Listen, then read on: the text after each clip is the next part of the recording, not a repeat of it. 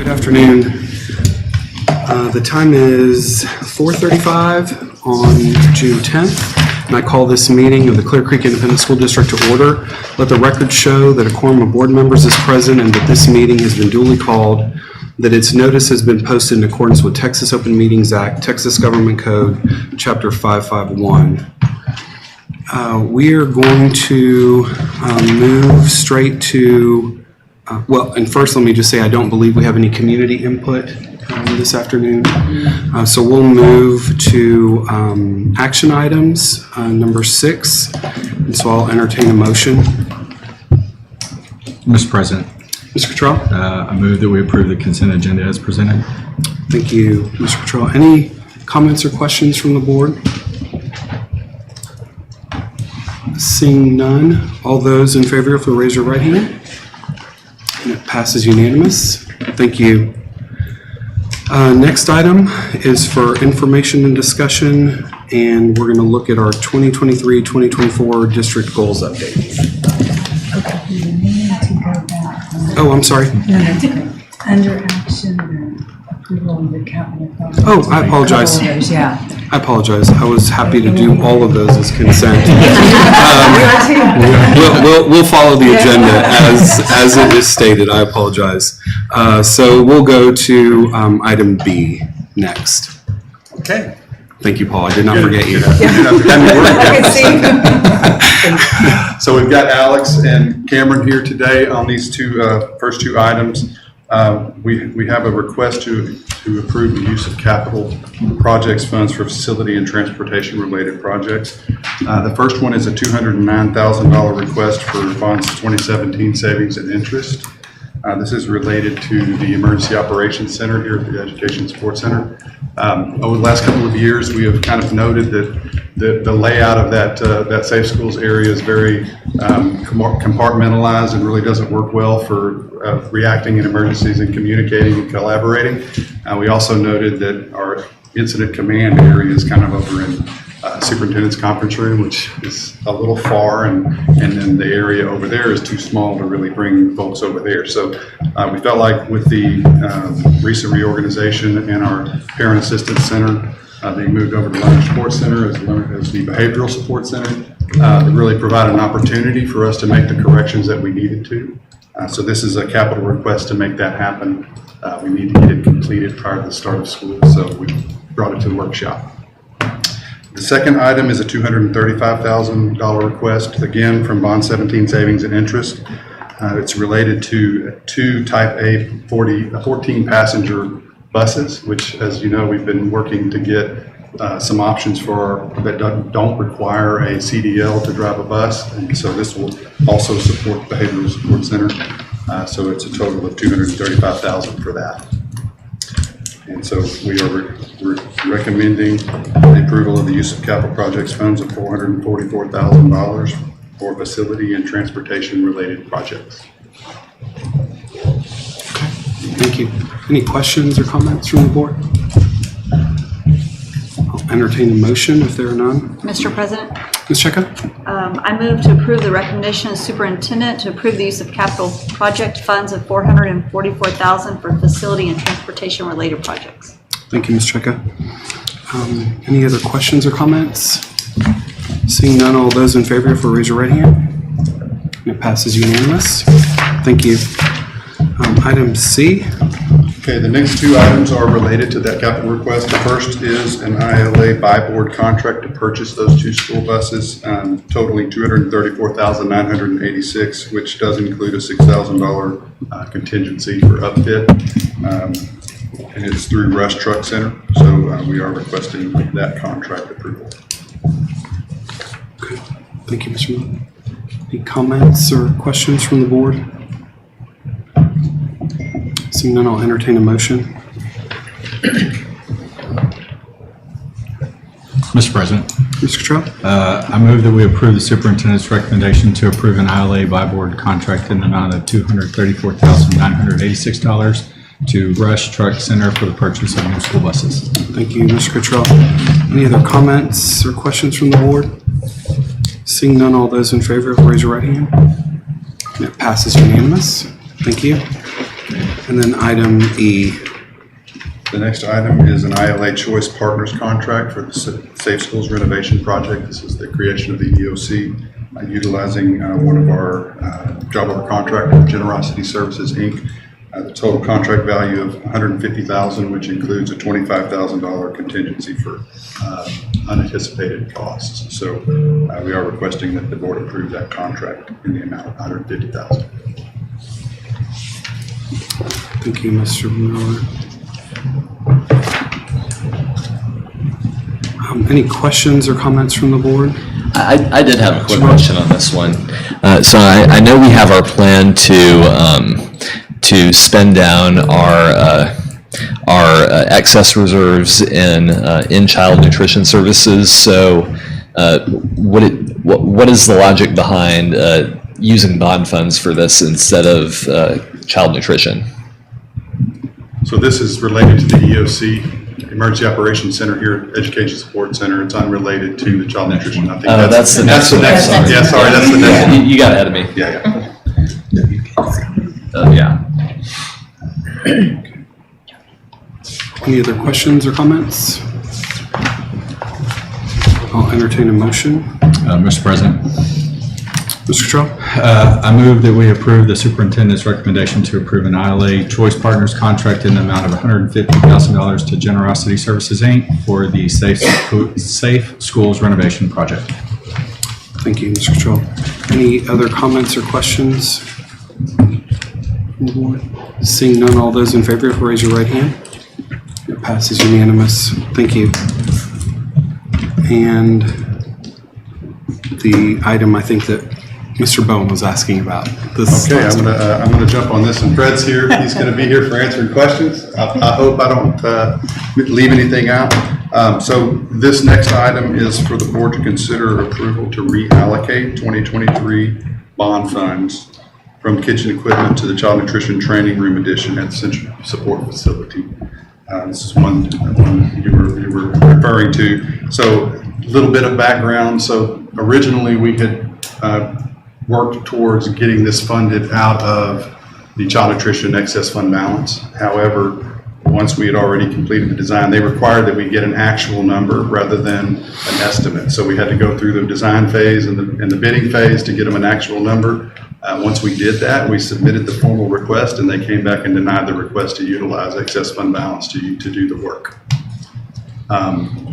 knowing how important that project is to their department, we kind of started brainstorming on ways around how we could make sure we could get that work done. Alex brought up that we have about 1.8 million in kitchen equipment included in bonds 2023. And knowing that TDA had already approved the use of excess fund balance on kitchen equipment, we're basically transferring the funds around. We're going to use his excess fund balance to purchase the equipment that was included on the 2023 bond program. And then we're asking the board to reallocate that funding to do the addition at the Central Support Facility. So that the work's still getting completed, it's just changing the funding source from bonds to child nutrition. Okay, I think that makes sense. And we're rebidding that project. So as it went through TDA, there were a lot of federal requirements that may have caused the cost to be a little more than we had anticipated. So we're going to rebid that, removing all those federal program requirements like certified payrolls and Davis-Bacon Act, some of those things that are a lot harder to comply with, and hopeful that we're going to get a lower number when we do the rebid. Okay. Any other questions from the board? Seeing none, I'll entertain a motion.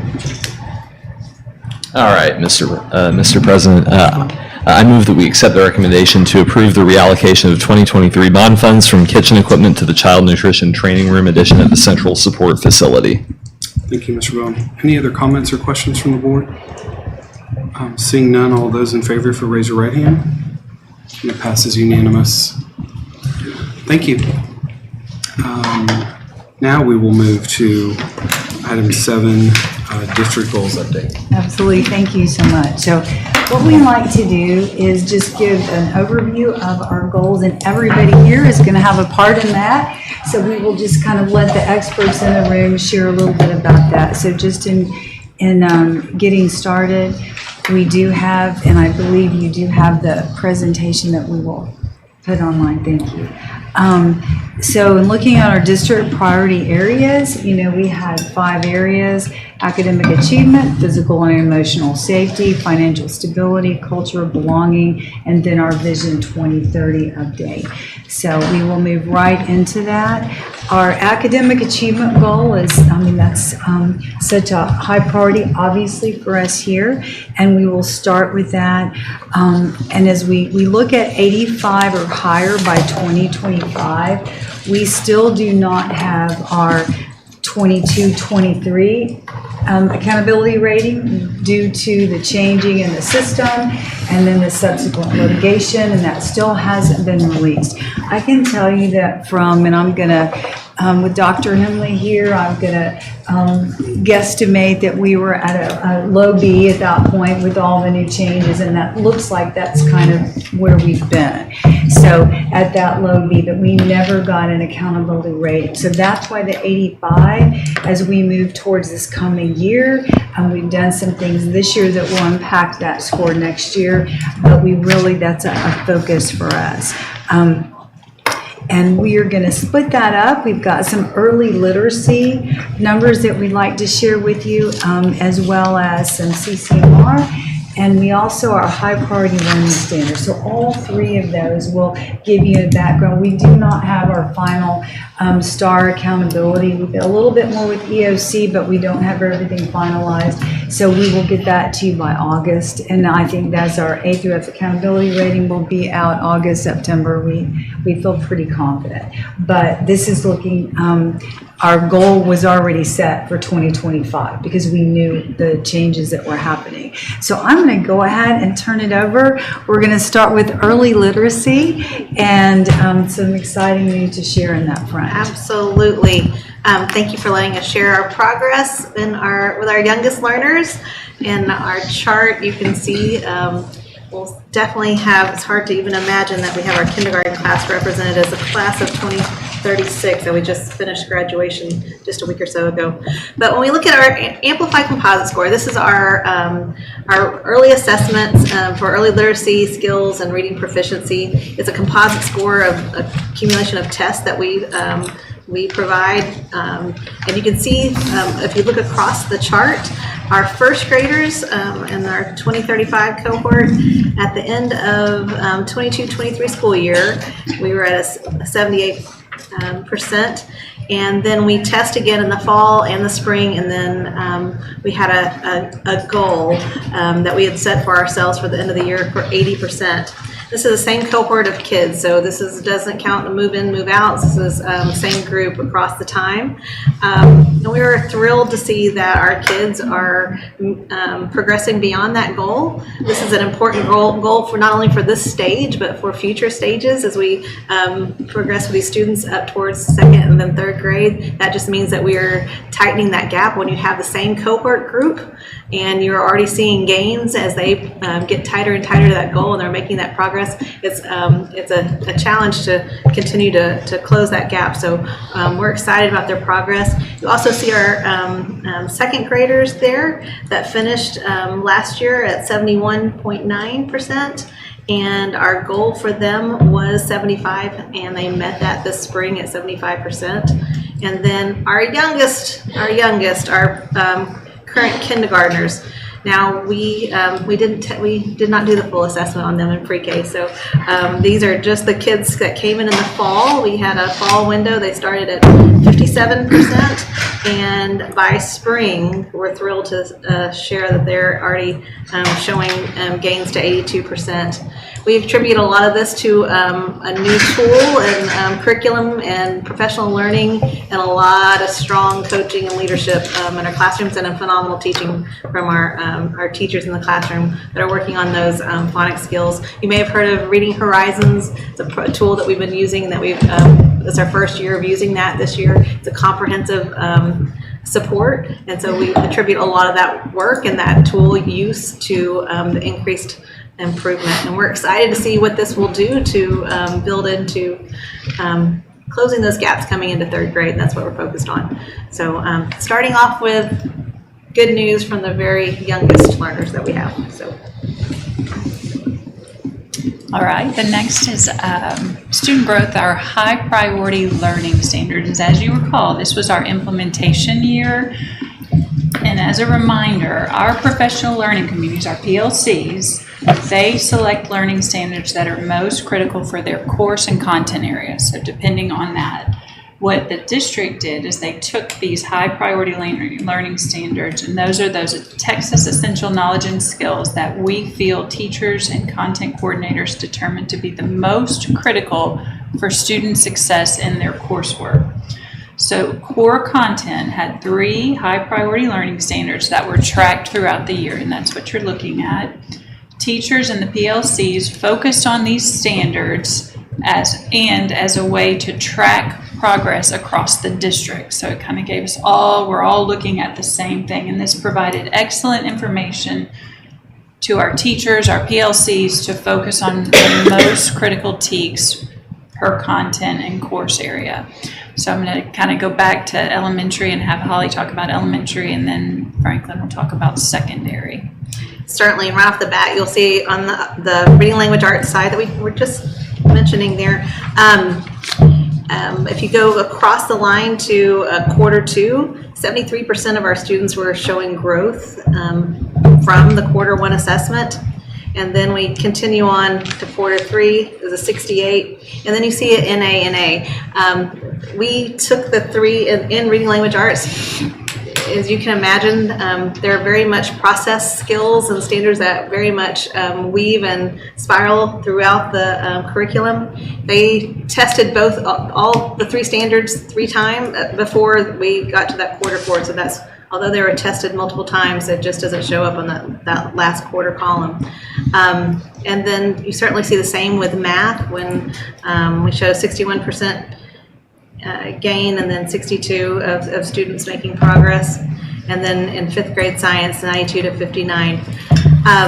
We'll say that certainly the math standards and that linear tight, the assessment questions and the tightness of just picking those few questions to stay stacked up to test against we're a little tighter aligned than our reading process standards and also our science standards. If you can think through those, so especially in the elementary grades, you're just picking a few questions for us to test along the way, and that adds to part of our work there. But I don't know if you want to share a little bit about intermediate and high school? Sure. If you look at our intermediates, you see the RLA there, the third quarter. There's an NA there that's due to the actual STAR test taking place during that quarter. So we did not administer that test. And you can see a dramatic drop there from quarter 2 to quarter 4. And what we realized is if we test the high priority learning standard after the STAR, obviously the results aren't as promising because they realize kind of that's the end point, right? The STAR is kind of the end point, and so we didn't see that. So there's a different growth there, but we did see that 75% hit that in quarter 2. One other thing that is across the board, elementary and secondary, was that there was no baseline, there was no pre-assessment, right? So the first assessment we had was in quarter 1, and so there's no way to gauge the growth from the beginning of the year to quarter 1. So that's something that we'll be making an adjustment to next year as far as ensuring that the baseline data is collected prior to the year in the first teaching and the year actually starting. Excited about the math. You see the math continuously growing there at the intermediate level. Also, the science took a dip there in quarter 3, but then came back up. That could be due to depth or breadth of complexity throughout the year. High school, again, quarter 3 was not measured due to the test, and quarter 4 was a drop-off due to being tested afterwards. We won't be testing those high priority learning standards after the STAR for next year. Algebra 1, 54, 62, 73, you see the increased pieces there. So again, some of the things for next year is for each growth measure, there'll be a teach or a reteach for prior to the assessment, except for that pre-assessment, and we plan on making sure that we pre-assess prior to the start of the school year. So overall, I thought for the first year, it was great data for us to look at and start to share, and we will be increasing those standards from, I believe, 3 to 5, 4 to 5 for the next year. Okay, maybe if it's okay, Dr. Engel, before we go on, can we just ask a few questions in this section? Or Yes, and I was wondering about that, maybe because this is our first goal, maybe we get to the end of the goal, and I do think we need to stop and ask for it. So we just got a few more slides, and then we'll open that up. Yes, absolutely. Maybe just one more slide. Am I right? This was a slide from September with CCMR. We're super excited to share this with you. We wanted to increase the percentage of students who met the TSI benchmarks. And again, I remind you, that's the TSI 2, that's the SAT, that's the ACT, that's dual credit in the areas of English, language arts, and math. And for our 23 graduates, we had a score of 44%, and so we were shooting for 50%. That was our goal. And so in September, we shared with you that we were at 40%, and overall, 49% of our seniors had met the CCMR in some way, shape, form, or fashion, not necessarily TSI. So we're proud to report that at the end of the year, 75% had met the TSI in ELA and math, and 87% of our seniors overall throughout the district met some criteria for CCMR. And there we have the picture of the young man. He has the Vegas gold cord symbolizing the CCMR attainment for that student. So super excited with the work that our high schools did with this, our Dean of Instructions, our constructional coaches, our administrative teams, but mostly our teachers who worked hard to ensure that our students met that. It wasn't that we didn't feel as though our kids were CCMR ready for college, career and military, but we just weren't hitting the mark showing that. We felt very confident they were, and so this just shows the evidence of our students being prepared for whatever it is that they want to do after high school.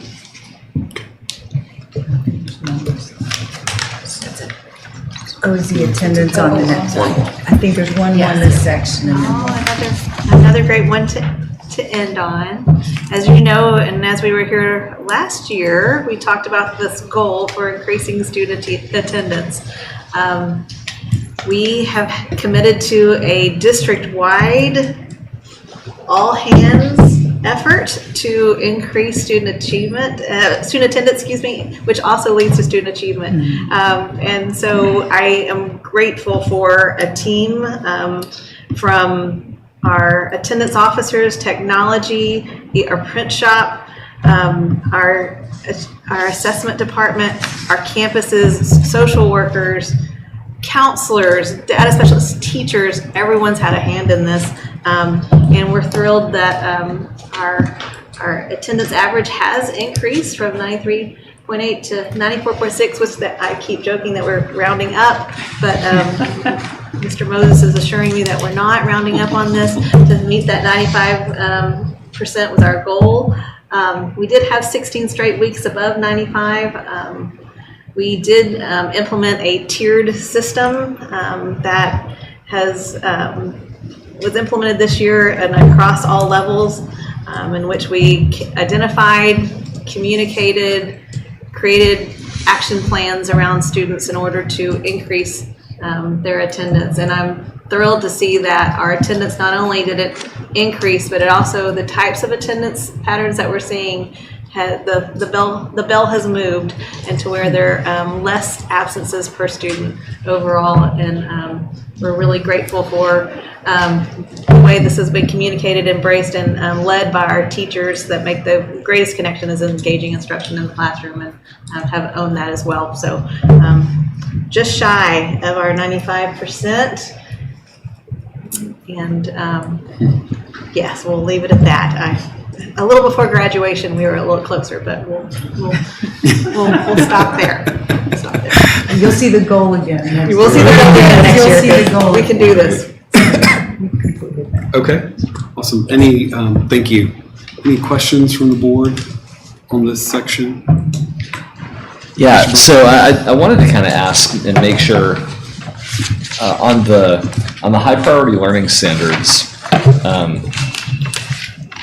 I wonder if all of these are labeled correctly, because we've got for quarter one, we've got the average maximum scaled score. And if I remember when Dr. Silva was explaining this to us kind of last time we went over this program, the average scaled score, or the maximum scaled score, right, would be when you put together the assessment for that quarter, you're choosing questions that have that have different difficulties. So they would get more difficult as you go on, and the intent is that you have a higher potential score each quarter, and then you're measuring and what the actual score is based on how the student does, right? So you see for quarter one, like in elementary RLA, your maximum is 279. So those are not very difficult questions. Because it's only 279 is the maximum, nor should they be, because it's quarter one. Right. And then 145 is how the students actually do, right? So what then under quarter two, you've got 397 for the maximum scaled score, but I don't see on there what the average actually was. So, and then I think that repeats in quarter three and quarter four. Mm-hmm. We again see the maximum, which is how hard the assessment was, but we don't have the actual score, the average score that the students achieved. So is that information you can provide, or am I interpreting that correctly? We were truly capturing to show you the growth over time, and we certainly have many more pages of data charts. Dr. Henley over there? Yeah, I'll speak just a little bit. Yeah. So my data analyst put together the scaling of this. Yep. And so that second column under quarter one, which is the baseline average scale, you can't have a percent growth because we didn't have anything to compare it to. pre-assessment. Right. Baseline, right. So then when we go to quarter two, we did the percent growth Mhm. based from their performance on performance measure 1 to performance measure 2. We just didn't put in that column the average baseline score. We just gave you what the maximum could be and then the percent that grew based on that maximum. But we could add that. Okay. But we Yeah. can give you that. I mean, I can't. He can. Yes. Yeah, that would- We have it, From but getting not so here. lucky. For sure, that would be helpful. And I think the reason that would be helpful is because on a few of these, the maximum actually goes down from one quarter to the next, which, I mean, knowing the system, I understand why that could be the case, because you're testing different skills and things. You're not necessarily testing the same things. But if we had the average scaled score that the students got, then we would still be able to see that that number is continuing to increase. We can get that on. Okay. Absolutely. I Thanks. did that by the end of the week.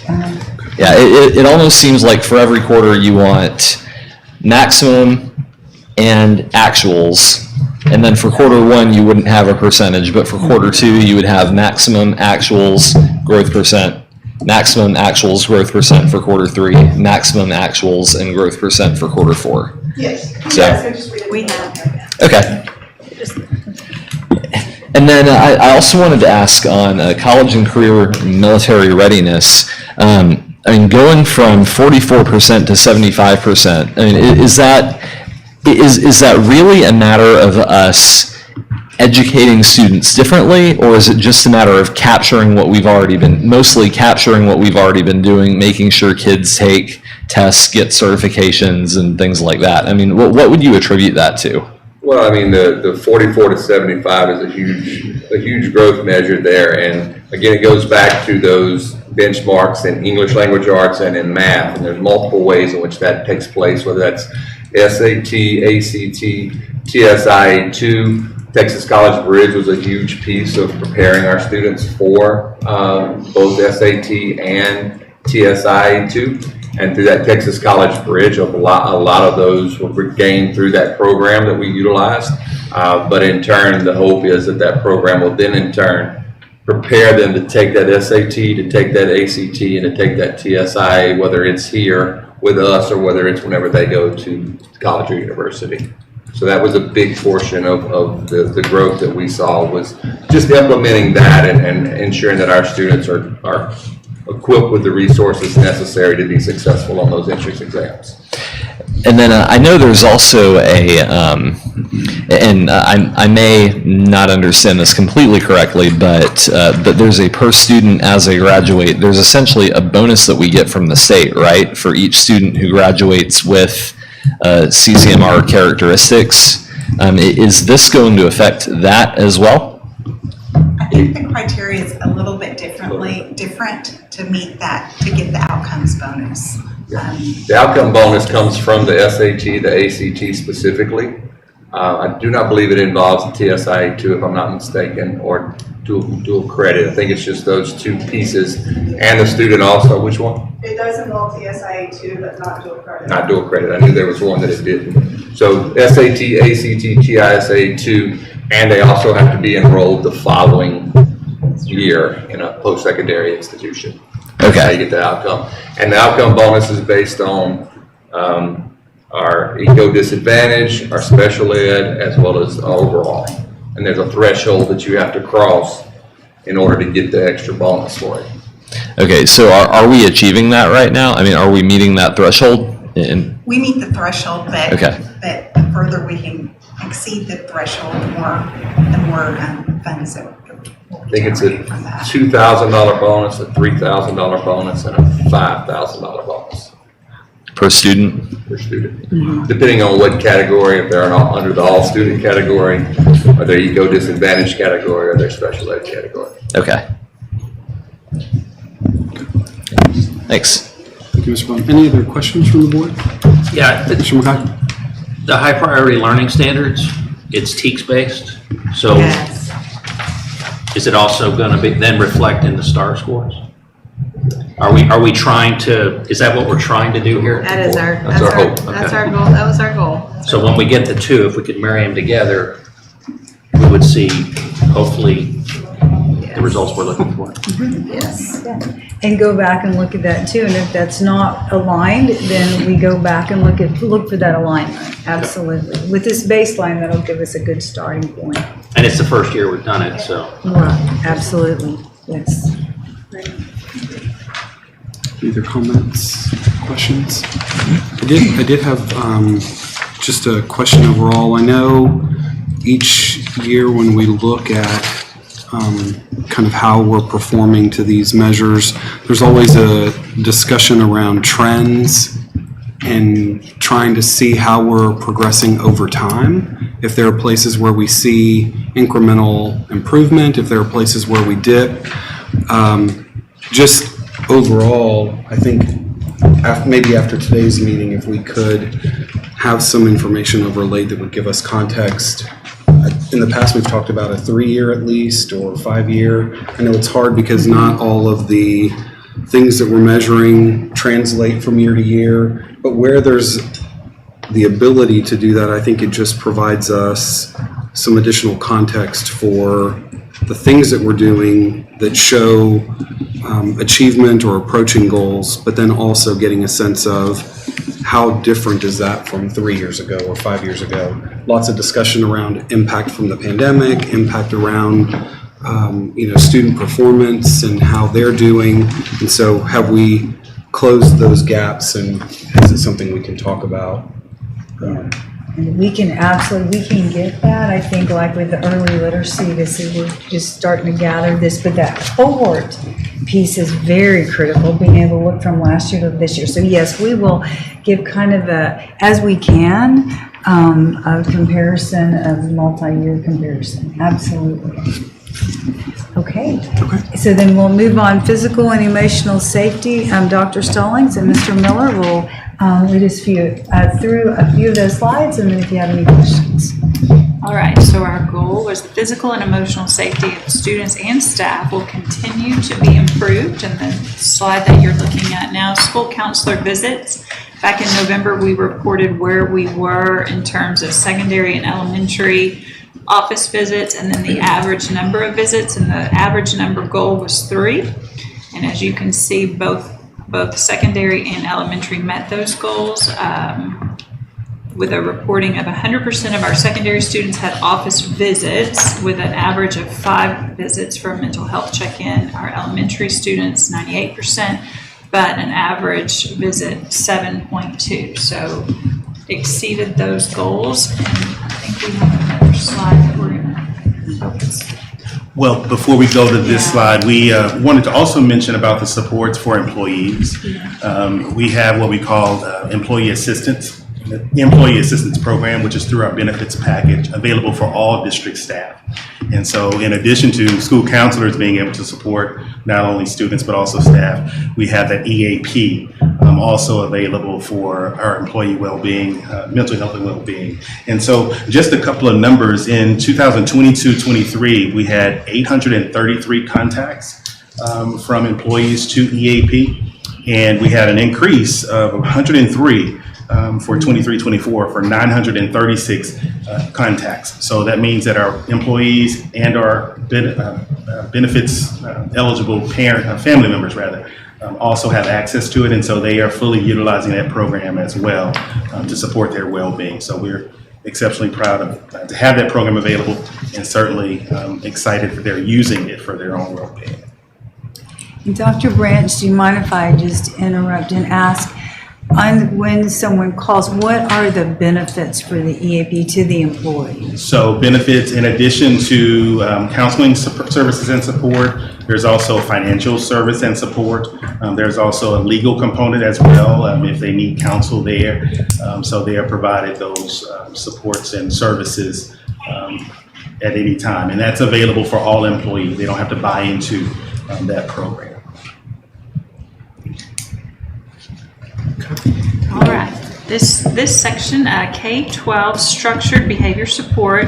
I'll also mention it later on when we talk about culture and belonging, because I think the two are related. But the data or the metrics for this past year, over 4,000 of our teachers attended professional learning sessions.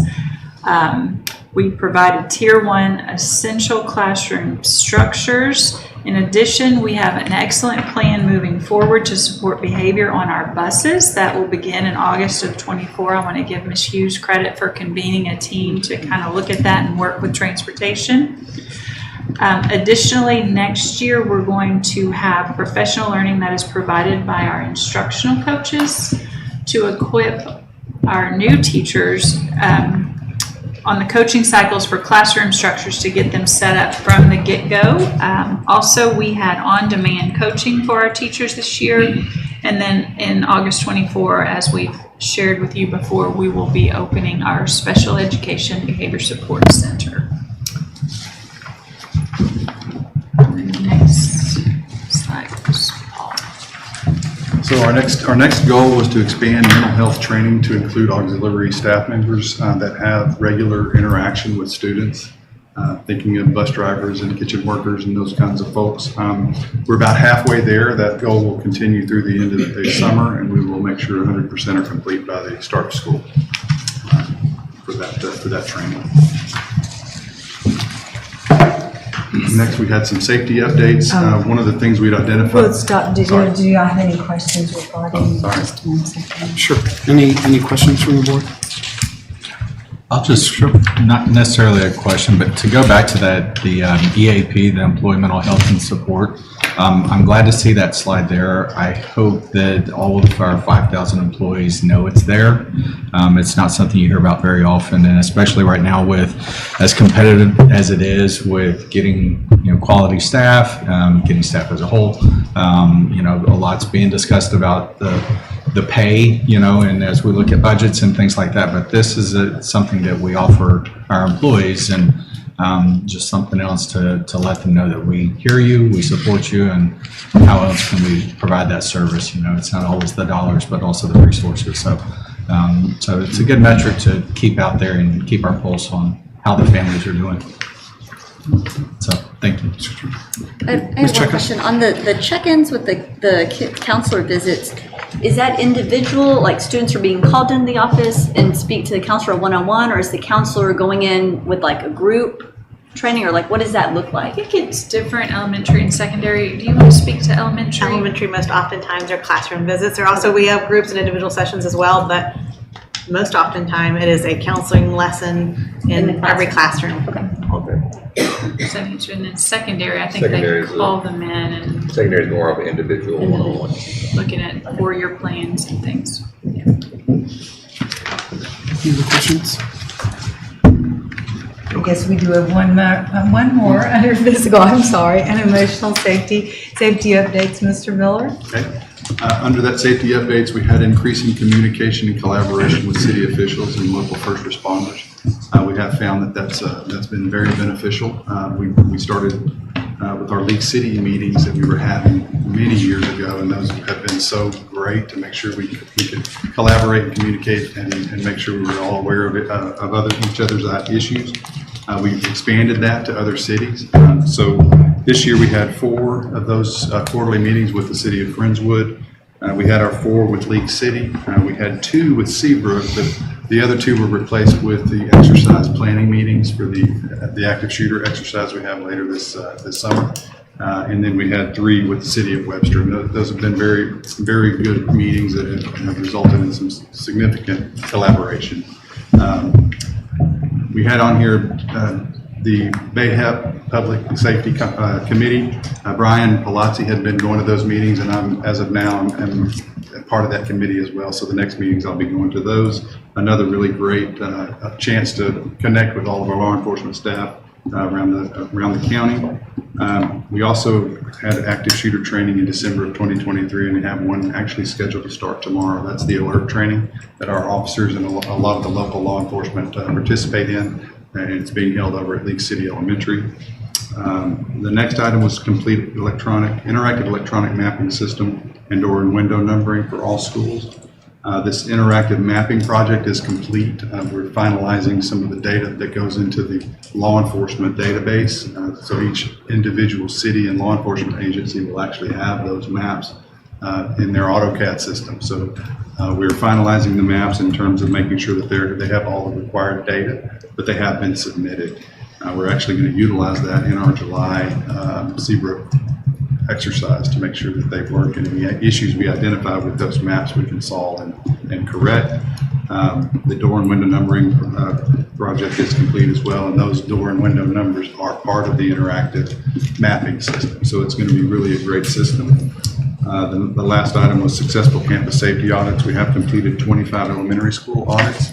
as part of our internal 3-year TEA required audit process. So next year will be the remaining 2 elementary schools and then move on to secondary to have the target of completing them all by the end of the next school year. Okay. Thank you. Any questions or comments from the board on this last chart? Seeing none, I will just add the coordination and the level of communication with the municipalities and their law enforcement as part of our safety committee and their understanding of the steps that we're taking to ensure that they have the most insight and knowledge of our facilities and they understand kind of the logic and thought process, and then just the discussion that occurs throughout the year as part of our focus on safety always, I think is also really, really key. And so having community members, having teachers, having trustees, and then the law enforcement officials, I think has been extremely helpful just to keep us sharp and thinking about that next level that we have to be considering. So thank you for making sure we continue to focus on that as well. Thank you. Yeah, we do appreciate all that work and the trustees that are supporting that committee too. Well, we will now move to financial stability goal, and I'm happy to turn that over to Ms. Benzai. Okay, our financial stability goal included having a balanced budget by the 24-25 school year. So some of the steps that we've taken, of course, the biggest step we took was the successful passage of the November voter approval tax rate election, which brought in $18 million in additional revenue for us. We also have been working on our student enrollment and generating ideas on how we can increase that, mainly through pre-K expansion and also through open enrollment with some modifications in our policy. And so we are, as of, I believe, last week, we had really brought up the open enrollment, or the, pre-K enrollment for tuition-based students and hoping to continue that upward trend next year. We also looked very closely at our staffing levels. Earlier this year, we looked at projections for student enrollment at all of our campuses, and with that, we were able to, various positions have a reduction of 36.5 full-time positions for a savings of $2.5 million.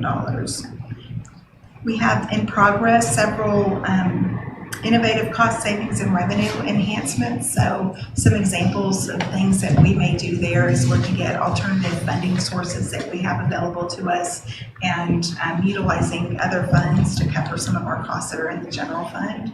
We also are looking at reporting our interest income and capital and contingency in the general fund so that that can bolster up that revenue inside the general fund. So we're continuing to look at various items for that as well. As far as expenditure reductions, we did have a overtime reduction by about $230,000 this year from this time this year to last year. So various staff members have had a role in that, just making sure their departments and campuses are really watching those overtime costs. We did have various departmental budget reductions of anywhere from 3 to 5%, which produced savings of about $400,000. And then we've had various changes in our energy run times to reduce energy utilizations as well. And looking over at revenue enhancements, of course, the tuition-based pre-K enrollment increased by 90 students over last year. We brought that tuition rate up this year. We've actually bumped it up for a couple of years to what we're trying to get to what the rate that the state allows. So we're closing in on that rate, but that is generating additional revenue to cover the cost of that program.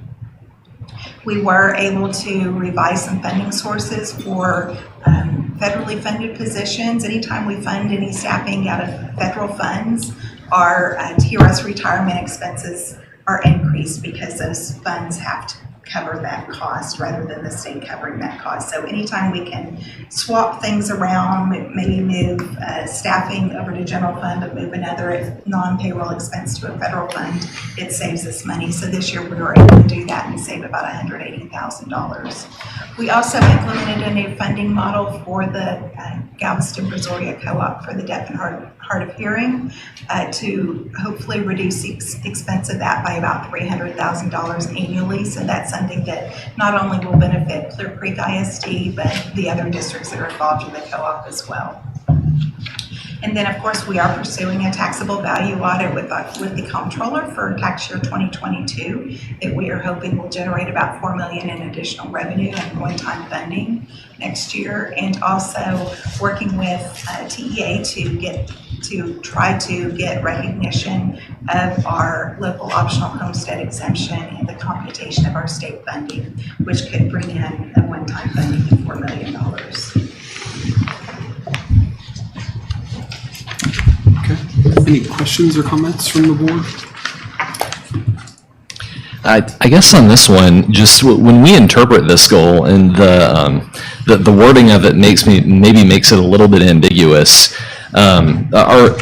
Is the goal for us to have a balanced budget by the 2024-2025 fiscal year? Does that mean the 2024-2025 budget will be balanced?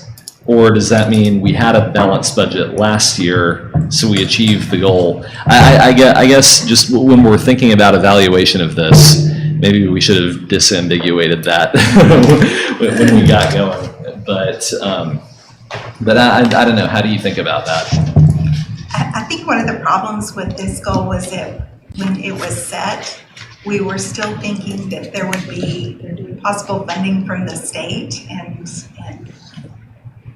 so it made this more challenging. We do have, of course, as you saw last Thursday, we do have a balanced budget for this year, and it's very hard to build the capacity in future years for raises without and have a balanced budget. So you saw that challenge on Thursday. So we're still working on trying to achieve a balanced budget for 24-25, but I think we're seeing that it's without any sort of transfer, maybe from capital and contingency, that may be the only way that we're able to balance that budget. Thanks. Well, I mean, ideally, we would do that every year. But, with what we've been handed, it's been a challenge.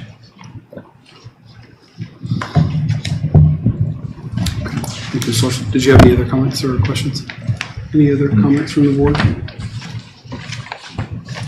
As a part of our culture and belonging goal, we had the goal of increasing our employee engagement by 10% as measured on the Intergage survey in May 24th.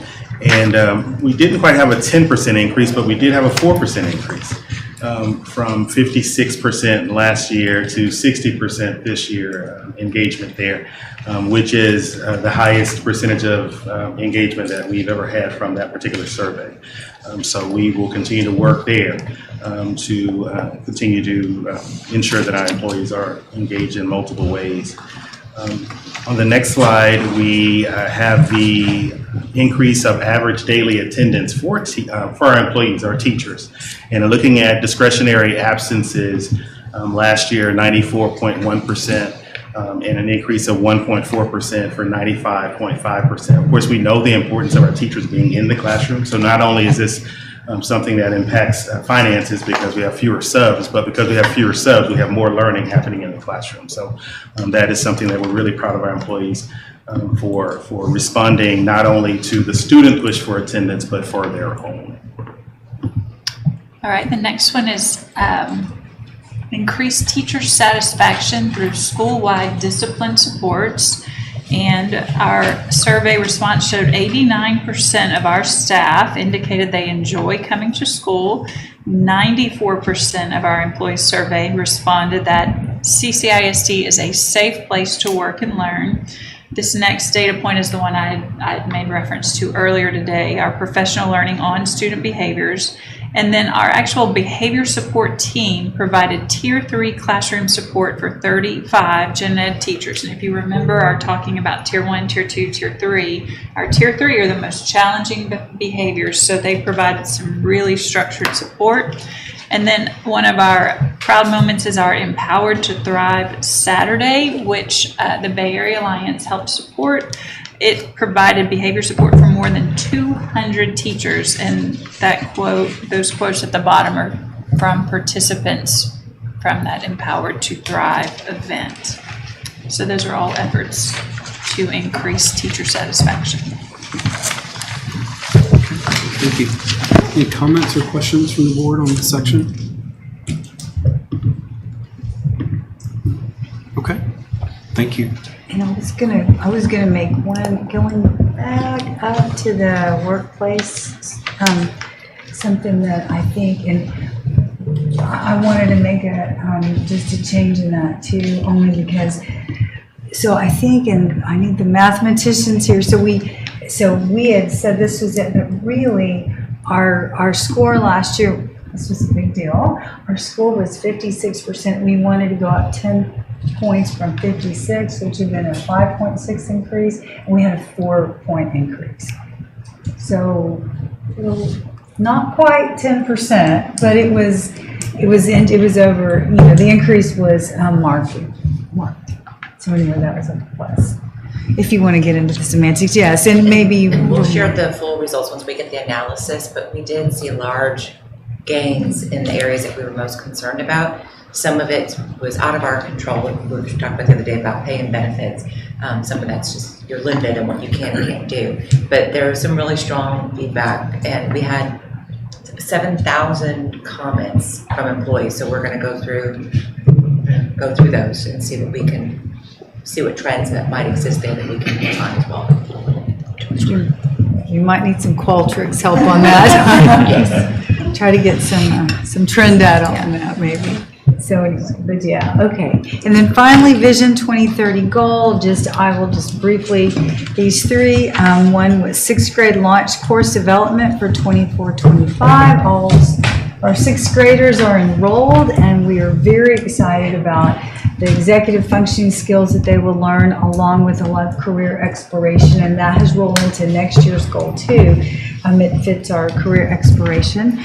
Create stream opportunities for grades 6 through 8 with implementation timeline. I know the intermediate team has been working really hard to look at that, and this is a goal that will continue. We talked about that, and we'll continue to look at that, but it really aligns with launch.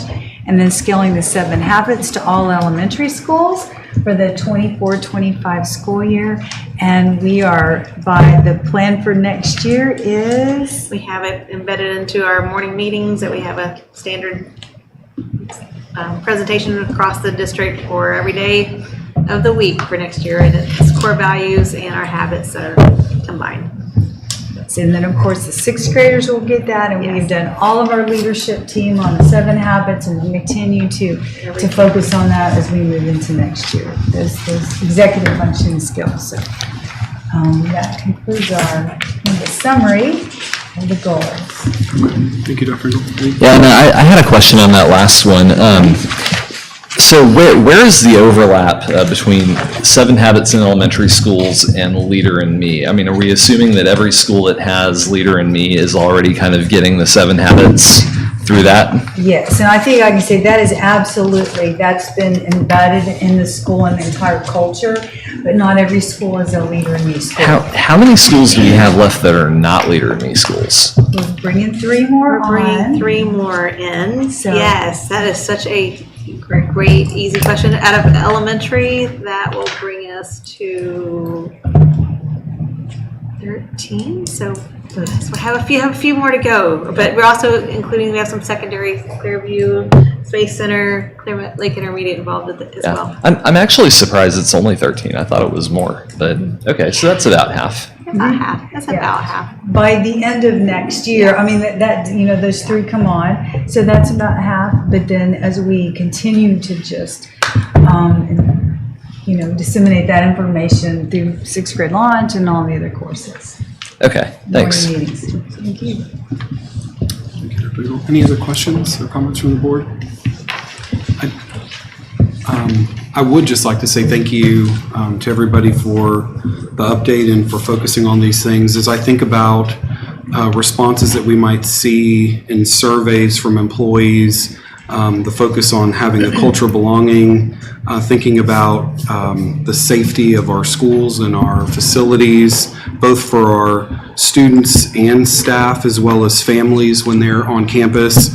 When I think about the support that we provide to employees and things like employee assistance, and then a continued focus on professional development and learning communities, the attention on attendance, knowing that it has a direct impact on the district's fiscal position and knowing how critical that is, and then looking closely at optimizing and ensuring that we're coding everything possible to maximize the benefit back to the students, back to the teachers, and then back to the district in the form of additional support that we're able to provide because of the resources that it generates. And then all of those things really helping drive retention and morale and a level of commitment to a district that we know is managing limitations like every other district across the state, but ultimately continues to bring teachers back. And so we recognize that and we know how important that is. We know it's because of the work that you all are doing every day as part of our culture, as part of our focus. And so I do just want to say thank you for that. I think we can never, people ask and they say CCISD is a great district, and it is, and we can never just be comfortable with that. It always has to be focusing on the next thing and the next level. And so we know that it takes lots of people to do that, and you all spend significant amounts of time and energy and heart focusing on that. And so thank you for all of that. Thank you, Dr. Engel. So the next item is focusing on the next goals. Yeah, goals for the 24-25 school year. And you do have a hard copy that we're just going to go over. This is a very rough draft, and I would just like to reiterate what you said. Any accomplishment, whether it's attendance and literacy and CCMR and that cultural belonging, is all every employee in our district. Everybody works so hard, and this team, this cabinet team, they're the leaders of that. I am going to unfortunately walk through this by myself here in the essence of, for time sake, just to go through this and then give you a chance to kind of digest it, and then we'll come back around at another meeting and have some opportunity to talk about it. So I will go through this pretty quickly. The experts are in the room, right? And the people that are doing the work, so we just want to make sure that I acknowledge that, and I'll just kind of go through. First of all, we are connecting our focus as we move forward to our strategic plan that has been approved. So I won't go through all of that, but you do have that in front of you. And basically, empowering every student with a world-class education that ignites passions and fuels endeavors. And that is, that ultimate vision for us. And as we go through, we have the mission, our values, people, purpose, promise continues to be a focus. The profile of the CCISD learner, you're going to see that work will continue on as we move forward with that. Our belief statements, our updated belief statements are there in front of you also, and won't go through and read all those, but certainly everything that we do is grounded in beliefs as well as parameters. These haven't changed, they're very solid, and we continue to fall back on these parameters. So just as a review and what I can do, we have 3 major goals and the strategies underneath that were approved by the board. So what I will do is go through and just take this first goal and the 3 strategies and talk about some metrics that we're considering that align with that goal, and then get feedback. And if it's okay, we'll just kind of look at the first one and then the second one and the third. So looking at the first, students and staff will thrive in a secure environment, build connections and community, and become resilient leaders. Strengthen district-wide systems to ensure a safe environment. There's a few things under this. We correct safety vulnerabilities using a TEA vulnerability assessment criteria, develop a framework for a centralized safety vulnerability prevention system, create the CCISD Behavioral Support Center, and improve teacher satisfaction in the area of student behavior support. And that would be measured on a survey. Some of this has to do with some planning and preparation. We're just now looking at that TEA vulnerability assessment criteria. So we need to outline that. Any areas of deficiency that we have, we will name those and then go back and have those corrected by the end of next year. I'm trying to summarize that. And if you have any additional questions, we'll go back to Mr. Miller and team and can get that for you. Develop and facilitate intentional opportunities to build connections and community. Modifying the safety and security committee to improve campus and community engagement and improve the staff retention rate. There again, those are metrics, and we've got many things that we'll do underneath that, but that's kind of that big metric. And of course, every campus, every department, there'll be a lot of things under that. And create challenging experiences for students and staff to elevate their leadership abilities, provide professional learning opportunities based on leadership growth, and develop metrics to monitor and evaluate leadership skills. And that's for adults. This is really looking at adults, not students in this. We focus so much on students, and so now we're kind of turning to adults. Expand the leader in me to 3 additional elementary schools. And we talked about that. And that is goal 1. So I know that was very rapid, but just to give you an overview of that and really to get feedback, this is an important opportunity for us to get feedback from y'all. And then we continue that feedback process, obviously. But any feedback initially? Yeah. Any questions or comments from the board?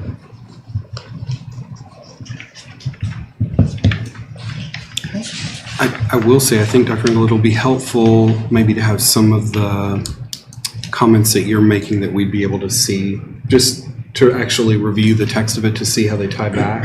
Okay. And then I did have a question around the first one. You mentioned the Behavioral Support Center, and I think as it's something new and different that we're doing, it would be helpful to understand how we'll determine and evaluate success and how that's ultimately supporting ensuring a safe environment, recognizing that it's a relatively small number of students that we've talked about, but how we're going to determine the success of that over the year, I think would be helpful. Thank you.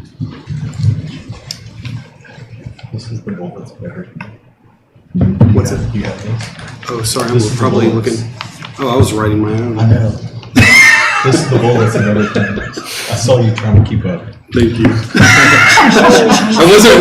wasn't reading ahead, but thank you, Mr. Cottrell. A good vice president is always Safe your hand. Thank you. Well, then I will read those closely. I'm so glad it's Monday. Me too, I know. Yes, thank you. Okay, but I do think we can, in response to that, we can do a little more narrative too under each one. Yeah, because I did think that I was reading. Okay, thank you. Thank you. Yeah, I think my questions, I like all of these. Similar to what Mr. Sanchez said, I think not just creating the behavioral support center, but defining some kind of metric for what that first year of success looks like, whether it's the number of students enrolled, something like that, which we know will be low, but and then anywhere we have improved teacher satisfaction, improved retention rate, I would like to define what that number is going into the year and what we hope to improve it to. So for teacher satisfaction, what is the number for 23-24, and then what do we hope it will be in 24-25? Same with the retention rate. What is that in 23, 24? What do we hope it'll be in 24, 25? And then I think for identify and correct, that kind of self-assesses because those are criteria that other people set for us. Develop a framework, either you have it or you don't. So that's essentially yes or no. And then when we say modify school safety and security committee, I think we should talk about what that means in the goal. Does that mean adding more people to the committee? Or does that mean, because I know there are also legal restrictions around that particular committee. And some of the sensitivity also, we don't want that necessarily to bring in too many people. But I know there's also been discussion about having campus level committees, and maybe that could be a metric for success also. Thank you. So anyway, those are kind of my thoughts there. Excellent. Any other comments or questions? Okay. Very helpful. So 2, each student will engage in world-class learning experiences that foster curiosity, develop talents, guide exploration, and fuel achievement. And this is a little bit more, there's more under this because this is the heart of what we do. This is who we are. So enhance our comprehensive framework of learning standards, to guarantee all students have high-quality curriculum, meaningful assessments, interventions, and enrichments to ensure academic achievement. That was already approved. So these are some of the metrics underneath that. Increase overall accountability composite score, 85 or higher in 2025, and that was something that we're continuing on from last year. Increase amplify composite scores to 75% or above K1 and 2 cohorts. Improve cohort growth in grades 3 through 8 reading, language arts, and math, 5th and 8th grade science, English 1, English 2, and Algebra 1 as measured on the high priority learning standards growth measures. We'll have that baseline metrics to look at from this year. Increase the percentage of students who meet the Texas Success Initiative benchmarks in both ELA and math from 75 for 24 graduates to 77 for 25 graduates. I know that is a big increase. I mean, percentage-wise, that's going to be important for those students, and maintain a 95% or above average daily attendance rate for students and staff. So you see that number again. Develop the attributes of a CCISD profile of a learner in each student. Develop internal clarity and alignment of the 7 habits, core values, and a profile of a learner. And really taking some time to make sure that we're aligned and that communication is solid and how all of those work together. Number 2, each student will engage, and this is still under that. This is our second standard. Each student will engage in world-class learning experiences that foster curiosity, develop talents, guide exploration, and full achievement. And then under that 2.3, connect all students to learning pathways that align to interest and ensure future-ready graduates. Develop a P-TECH program for biomech and health sciences at Clear Horizons Early College High School for the 25-26 school year. Provide launch career exploration curriculum to all 6th grade students. Present exploration team reports for board consideration. Those are some of those opportunities and ideas that we brought to you that might involve Texas A&M, that might involve the Edge Center, some things that we've got some exploration teams working on, and then we'll be bringing those forward to you as those continue to evolve and develop this school year. Scale up proven academic programs and replicate best practices. Create a system to utilize data to identify and plan for replication of best practices aligned to district goals. And finally, provide innovative learning experiences to attract and retain students. And really a lot of this is reflected in 2.3. We found quite a bit of redundancy potentially there, but increase the perception of a quality education from 87% to 90%. And I think there's a little typo of that on the 25 CCISD performance survey. So that is that metric, and it really kind of aligns somewhat with the 2.3. So these are our goal number 2. So questions and comments? Yeah, well, looking at 2.3 and 2.5, I almost think exploration team reports fits better under 2.5. Maybe that would, I think that would, because we definitely need something in 2.5 that is us expanding our offerings. I'd also like more detail kind of what exploration teams we have going right now. I don't know if that's something you can speak to now or just kind of add to the bullet point, but I think more elaboration on what all we're looking at would be good. Yeah, and we have 4 different ideas. I'm saying they're not fully into the exploration team yet. We have one that is really working. And so we will come back to the trustees here. And being the summer, this is really more to look at for next year and to fully develop some teams to do that research next year. But we will definitely maybe give a summary of what an exploration team is, and as they become officially developed. And that is moving pretty quickly, quite honestly. We have several ideas. We will absolutely bring those. It's exciting. Thank you. Any other comments or questions? Okay, thank you. And I will go back on that. We have talked about some exciting things for juniors and seniors at the upper levels, some Edge Center activities aligned with St. Jack, some other things like that. So we'll get that more quantified for trustees. And then finally, number 3, cultivate innovation through strategic collaboration and responsive organizational stewardship. First, invest the resources needed to foster a culture of innovation and improvement. Create a long-term financial stability plan to balance the budget by 26-27.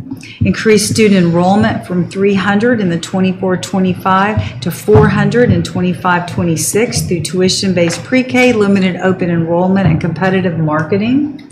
Increase the number of educators in the National Board Teacher Certification Program through a new system of district supports.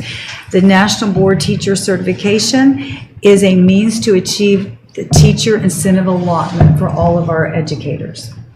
And 3.2, develop a framework to ensure cross-functional collaboration. That's part of our strategic plan. Is we did some work to say what is the largest priority. We're kind of doing that amongst ourselves in cabinet. We talked about that, but making a formal plan, we didn't see that as a top priority for next year. This is a 5-year plan, so these are our action steps towards year 1. And then organize strategic partnerships to better align community resources with school and student needs. Develop and promote an online system to connect students with business partnerships for independent study mentorship. And these are things we will do next year. Then CCISD will cultivate innovation through collaboration, responsive organizational stewardship. 3.4, streamline the communication and engagement experience for families. Implement a unified communication platform for families and employees. And 3.5, implement an objective evaluation process to improve, modify, or abandon existing district programs and processes. A comprehensive list of programs we have, but prioritized by financial and student impact is going to take a little bit more effort on that side. So we are moving in that, but that would be a goal for this coming year. Thank you. Any questions from the board?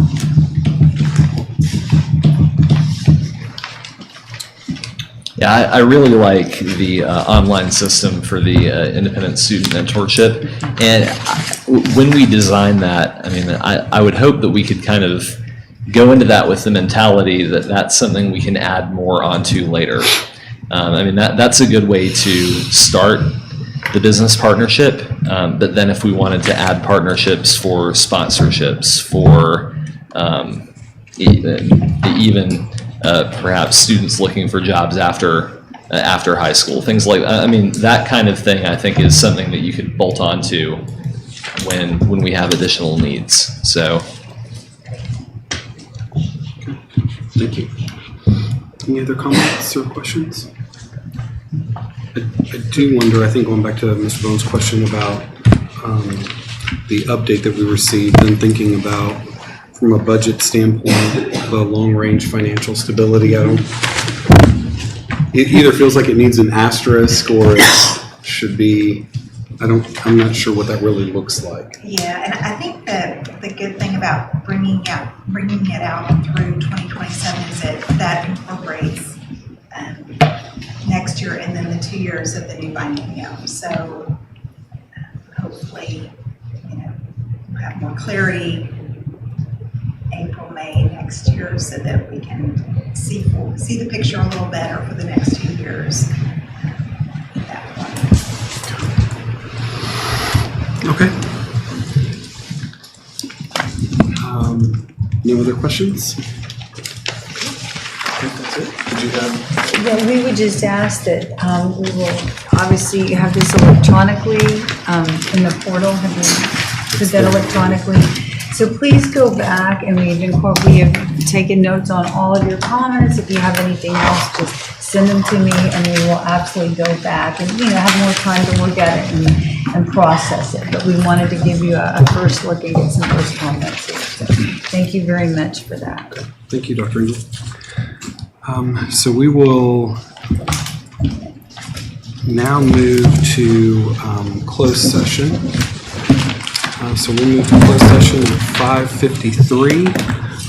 The board will move to closed session as authorized by the Texas Open Meetings Act, Texas Government Code, Section 551.001, concerning purposes permitted by the act, including 551.071, consultation with attorney, 551.072, deliberation regarding real property, and 551.074, deliberate the appointment, employment, evaluation, reassignments, duties, discipline, or dismissal of a public employee, or to hear a complaint or charge against an employee.